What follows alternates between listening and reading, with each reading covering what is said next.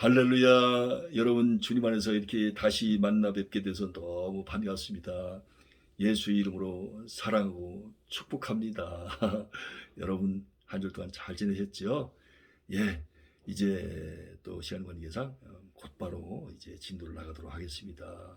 정말 하나님의 음성을 잘 들을 수 있으시기를 바랍니다. 자, 그러면 성경 말씀 역대상 15장 1절 한절 말씀을 봉독합니다.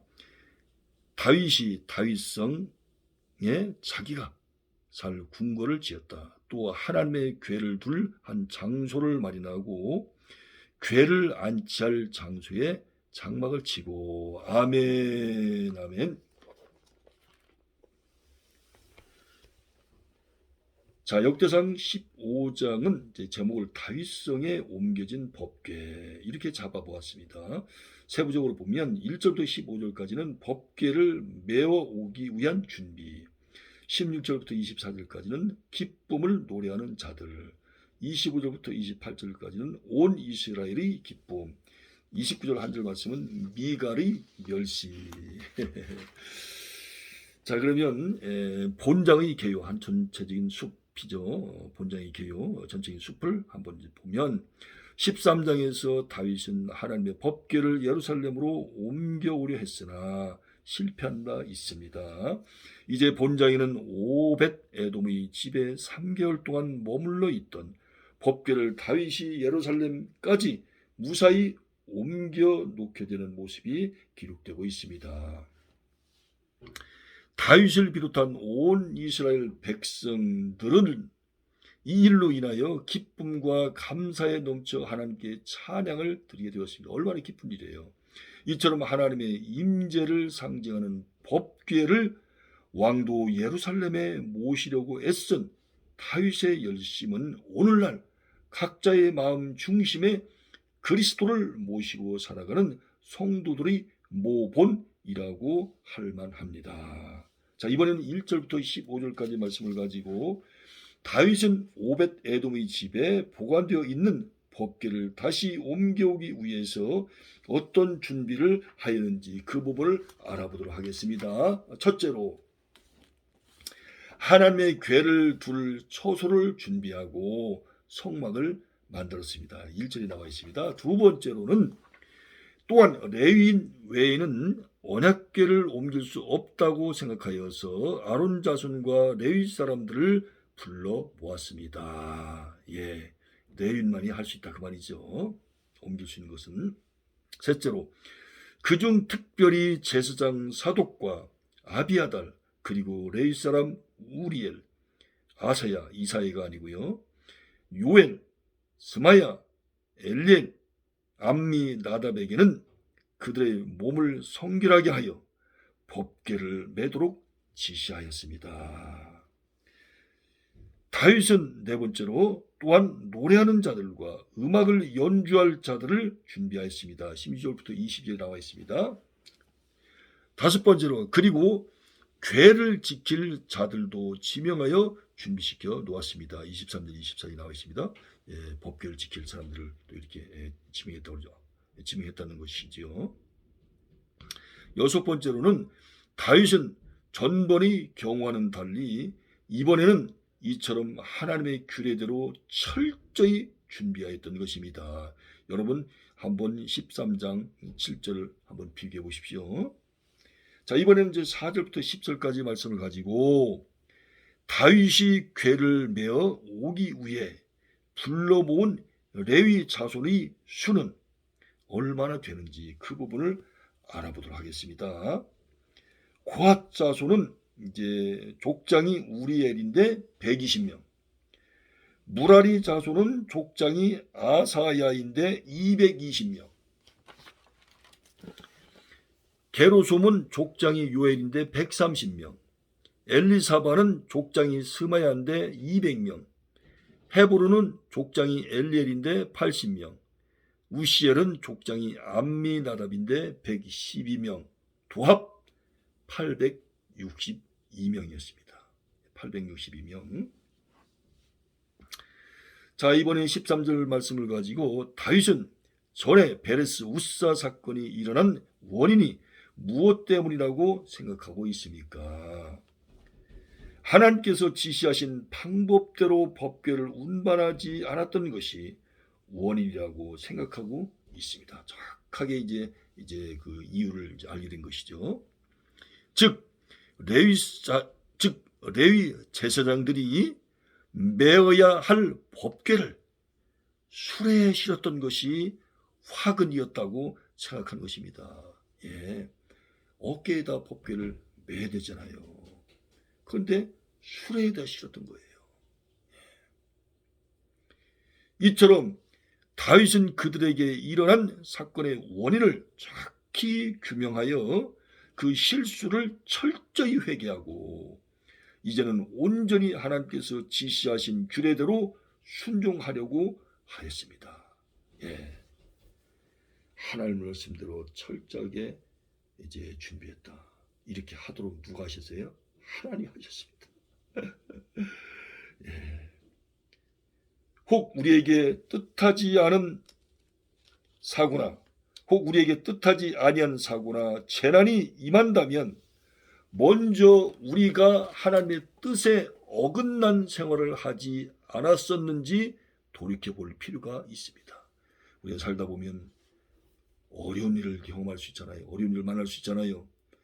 물론 100% 그 어려운 일을 만나는 것이 겪는 것이 다 하나님의 뜻에 어긋났기 때문에라고 말할 수는 없을 거예요. 그러나 거의 대부분은 하나님의 뜻에 어긋난 삶을 살아왔기 때문에 그런 어려움을 겪게 된다라고 하는 것도 우리가 알아야 된다는 것입니다.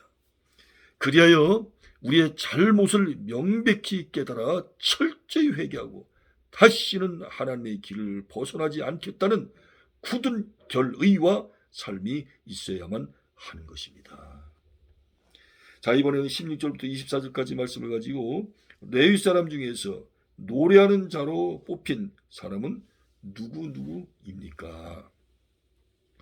찬양대의 중심 구성원으로는 헤만과 아삽과 에단이 세움을 입었습니다. 여러분, 헤만 많이 들어봤죠? 아삽도 많이 들어봤죠? 예.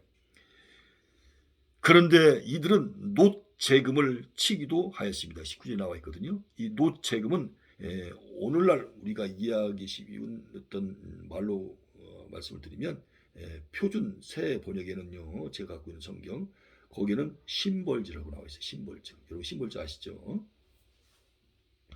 한편 이들을 도울 다른 찬양 대원으로서는 비파를 연주하며 노래하는 스가랴, 아시엘, 스미라못, 여히엘, 운니, 엘리압, 마세야 그리고 분하야가 있었습니다. 또한 수금을 타며 노래하는 마띠디야, 엘리 블레후, 믹네야, 오벳 에돔, 여이엘, 아사시아 등도 있었습니다. 이 모든 찬양대의 지휘자는 누구일까요? 예, 그 지휘자는 레위 집안의 족장인 그나냐였습니다. 22절 나옵니다. 그나냐, 지휘하시는 분.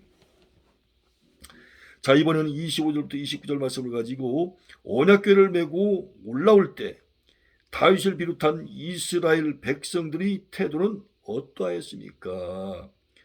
매는 자들도 즐겁고 기쁜 마음으로 궤를 메고 올라왔으며 보는 자들도 모두 기뻐했습니다.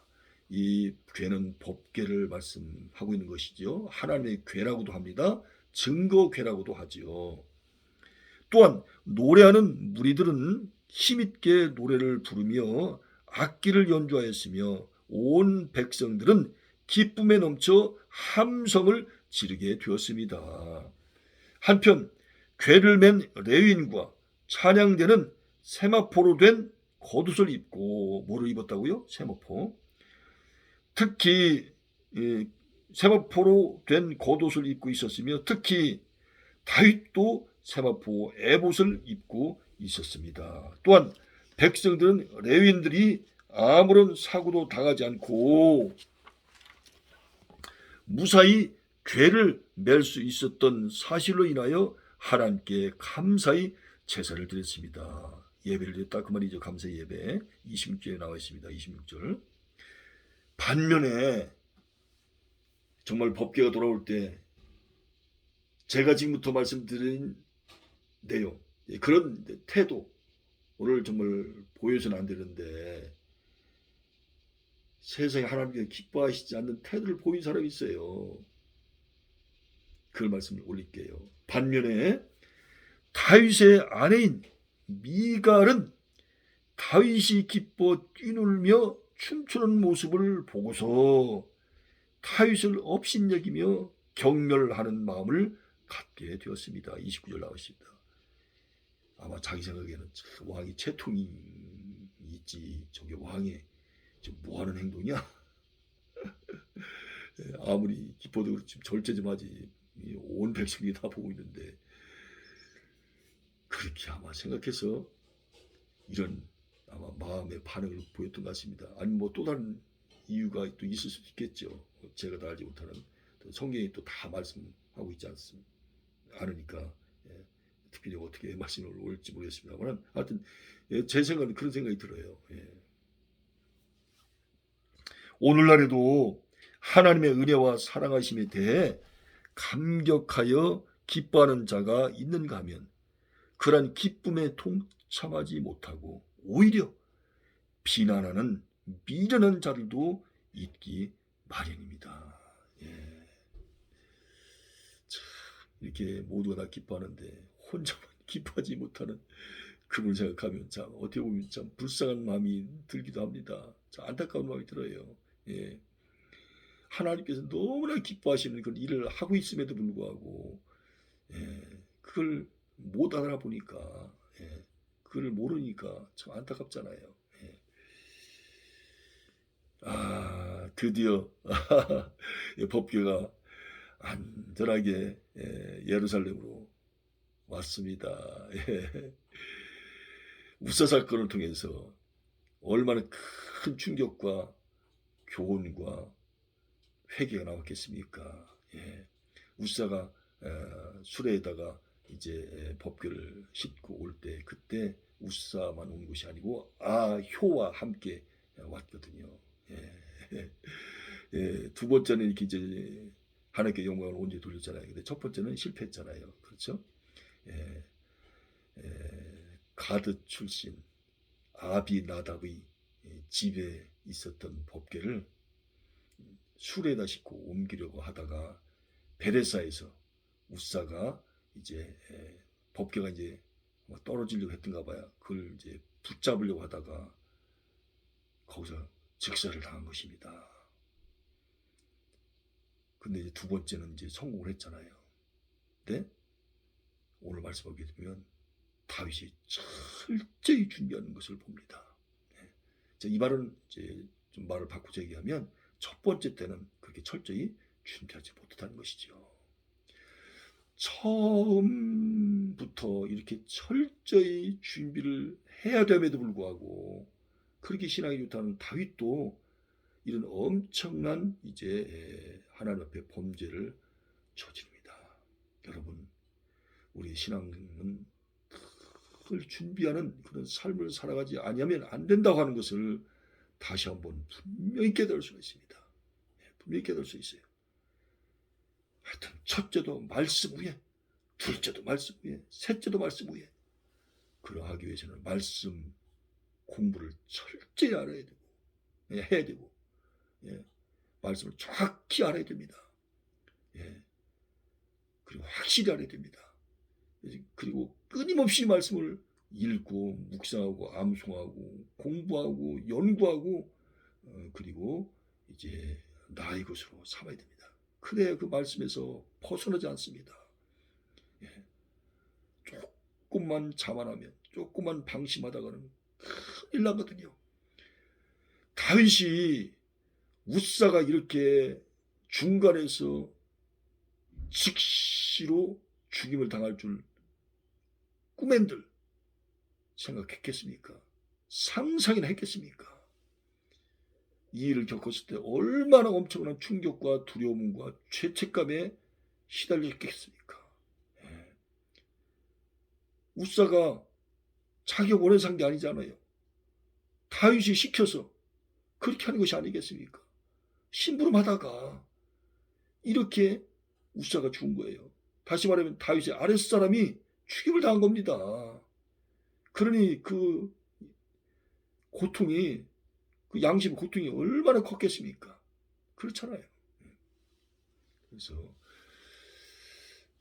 이게 말씀에 순종하고 말씀대로 살아가는 것이 얼마나 중요한 것인가, 정말 얼마나 중요한 것인가 라고 하는 것을 다시 한번 오늘 말씀을 들으면서 정말로 뼈저리게 정말 느끼고 깨닫습니다. 여러분, 오늘 이렇게 또 말씀을 또 우리가 귀한 말씀도 들었네요. 여러분, 또 다시 뵐 때까지 건강하시고요. 여러분, 안녕히 계십시오. 여러분, 예수님 안에서 살아가고 축복합니다. 예, 감사합니다.